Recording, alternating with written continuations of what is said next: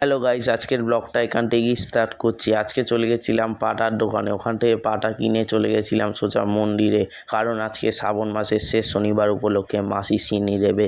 এখান থেকে পুজো দেওয়া কমপ্লিট করে মাসি দেখতে পাচ্ছ সিন্নি তুলছে। তারপর মন্দিরের আশেপাশের লোকদের সিন্নি দিয়ে চলে এলাম বাড়ি। আর এখানে দেখতে পাচ্ছ পাড়ায়ও পুজো শুরু হয়ে গেছে, পাড়া থেকেও আমি সিন্নি নিয়ে একটু খেলাম। সো শ্রাবণ মাসের শেষ শনিবারে তোমাদের এলাকায়ও এইভাবে পুজো হয়, ভোগ প্রসাদ দেয় কিনা কমেন্ট করে জানিও। এখানে মা ভাজা শুরু করে দিয়েছে লুচি, আর আমিও একটা তুলে নিয়ে খেয়ে নিলাম। তারপর খেতে বসে পড়েছিলাম, লুচিটা ছিঁড়ে তরকারিতে মাখিয়ে জাস্ট মুখে পুরে দিলাম। আহা, এসারের ভাগ হবে না।